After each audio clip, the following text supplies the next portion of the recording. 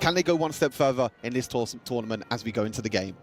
We can only hope so for our Brazilian region going against the Malaysian region. The only time these two teams have played against each other was in the group stages, so it's no longer the first time that we're going to actually be seeing them play against each other on the stage, but it's going to be a marathon. Like Kin said, it's no longer about that sprint. Let's get our top picks. Let's just smash them in one round. Yeah, I feel like for LGD, this is going to be really, really huge for them. This Orgren jungle pick for Musang King was one of the main reasons why LGD Gaming beat Vivo Keyed in the group stage. That was a 9-minute win in the group stage. So VKS definitely need to kind of adapt, but I feel like they've just been growing throughout the tournament. You know, maybe the group stage didn't really suit them with the best of one format, but when it comes to these best of threes and best of fives, this is their time to shine. Absolutely. I mean, even if they don't win game one, it doesn't mean that they're going to be out of the competition just yet. They still have potential of 4 rounds to go from that point. But I feel like if they are going to get any kind of victory in this one, you're going to be trying to see if they can get to that late game potential for VKS, because there is quite a lot of late game on their roster right now. You've got the Lady Sun that we're going to only see activate once she gets that itemization through, but Princess Frost is just going to be ready when she gets to that level 4. Yeah, I think the big thing as well is that with the U1 is actually one of the quickest, as you mentioned, jungle clears in the game, with Orgren as well also being very, very quick. So it doesn't really give Musang King that much time to invade, because by the time he invades, the whole jungle's already gone. So it's really down to when it comes to the ganks with these two junglers as well. We know the crowd control that the U1 can bring. And it's all about Orgren to see if he can look for the flanks and try and look for that crazy amount of sustained damage that he can bring. Yeah, it's definitely a less aggressive pick here for VKS. Danny, we've normally seen him on the likes of the Musashi, on the Luna as well, when the LGD last played against VKS. So going for the Hue-1 makes it seem like Seiza and Niap are probably going to be the most aggressive in this team, because Hue-1's just going to be there for utility, for just getting that heal in, the knockups as well, and then you're going to have Princess Frost just trying to get that zone in, that nuke damage going off for the mid lane. Yeah, I mean, VKS is definitely a team that likes to focus a lot of their gold on their farm lane carry on Seiza, one of the players that has the most gold in all of their games. Making sure that you get all the gold on Lady Sun is going to be even more crucial. Yeah, we don't like to see the utility farm lanes come through for Seiza. There is a bit of engage in here for LGD, trying to give some aggression. Not quite as well-timed as I thought it would be, because obviously the Tyrant is not yet up for another 55 seconds, but you can kind of see the mind games already coming in. Yeah, the Purify coming in for Seiza as well, making sure that he doesn't get knocked up by the Liampo. Really, really smart choice by Mena and Seiza to both go for the Purify in the bot side, since there is so much crowd control on the side of LGD Gaming. You know, you have things like the knock-up from the Lady Shen, the knock-up from the Liampo as well. Yes, plenty of knockups coming through onto the side of LGD, but I don't think that's going to stop VKS anytime now, because they are now going in for another engage. Liampo, we have the rotation from Musang King as well as Lady Shen with a knockup onto 1. That is going to negate that try back in that farm lane against LGD. First blood to Musang King, another one to add to his list for kills at the moment in this tournament. Incredible job for Musang King to be able to counter gank in the end. I think the big thing was Princess Frost was trying to get that priority in the bot side, but you could see how Orgren could just rotate so quickly throughout the game, just being able to go from camp to camp, go from lane to lane, and that's going to give LGD that small advantage early on. And this is what that bot lane play was all setting up, was for that Tyrant, and it's now coming through, but VKS, Danny, looking like he's got the priority here. Orgren coming through, no, the smite comes in way more earlier for VKS, so Tyrant coming over to VKS means there's a lot of damage coming through into this next team fight. Orgren trying to take down Niap here, trying to put a little bit of pressure onto their clash lane. Mayin, as you can see, from the far left, the stun come through. Here comes a seismic smash from Liampo, but there is no follow-up from LGD. Oh, it's so extremely close. I thought Musang King was going to get caught. Really nice stun there by 1 in the end on Princess Frost, doing an incredible job. But oh, it's actually the jungler Danny being caught out, but it might be traded back here. But Mayin has so much mobility, using the flash to escape as well. Danny being caught completely off guard in the jungle. Yeah, I was giving highlight to Mayin. You could see her just lingering on the Azure Golem side. You know what was about to happen there. Just trying to just clean up anything, any of the leftovers from that last team fight. We saw that no kills were given over to the side of LGD for VKS, but they were very low.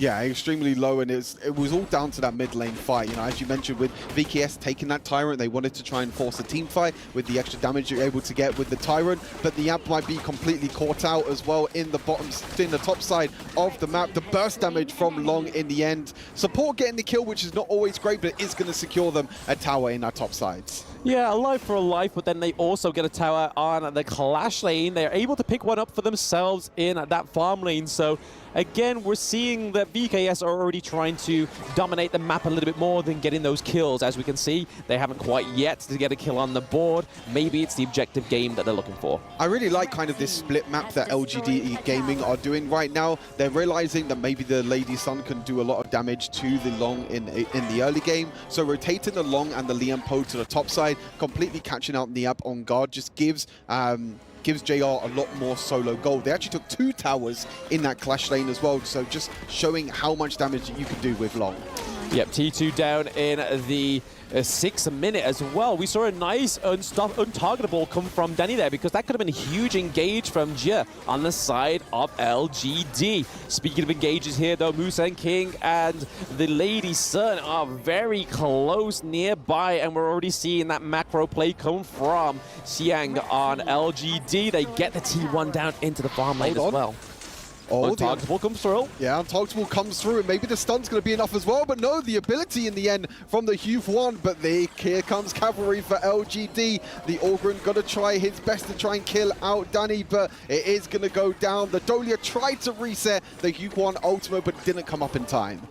Yeah, a little bit unfortunate there for VKS. I feel like LGD just know how to sort of move around as a team. And we're already seeing the Lone Ranger that is Xiang. He's always just in the enemy jungle, just kind of just waiting for the time to strike. But at that same time, he's just trying to push the T2 into the farm lane. Because if those 2 T2s go on those side lanes, that's just the same amount as pressure as losing your T1 in the mid lane. Yeah, for sure. I feel like in general, LGD having 3 towers being taken at the moment is really a big sign for their gold lead right now, and you can see they've got a lot of confidence that they're trying to invade in the jungle.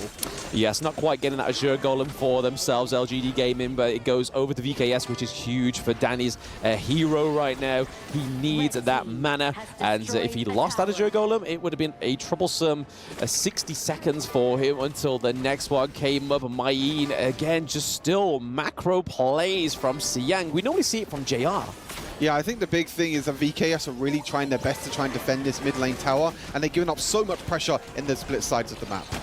Yes, and again, the T1 falls. This is just true LGD fashion, just dominating that map. And look at the gold difference, Stu. We're going into the 8th minute here, and they're up by 5.4K.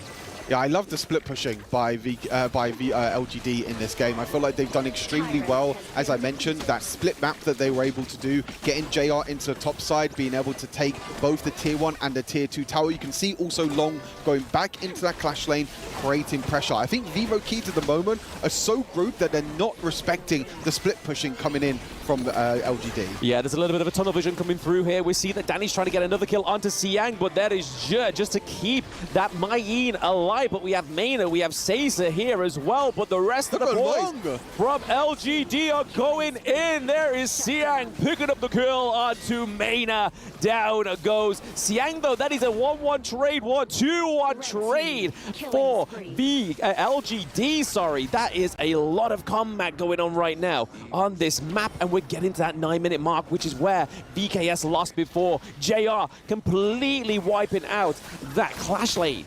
Triple kill in the end for Musan King. They're going to try and look to finish this game in the same time that they were able to in the group stage. 9 minutes and 30 seconds. LGD draw first blood in this best-of-5 semi-final. Yes, LGD Gaming manages to get that first blood this time around, and the first victory in this best of 5. Even though they managed to win that sprint in the group series, LGD Gaming are definitely in this marathon. Incredible game for them, as I mentioned. Pretty much the same time as what it was in the group stage as well. So they're kind of running it back with a similar composition, a very similar plan as well in this game. It was a little bit different in terms of in the group stage, they were doing a lot of invading. In this game, the early game was very back and forth. But again, the split pushing that they were able to do to get the tier 2 towers on both the clash lane and the farm lane was such a huge credit to them. Yes, and we're going to be passing it back to the studio to get their thoughts on this game 1.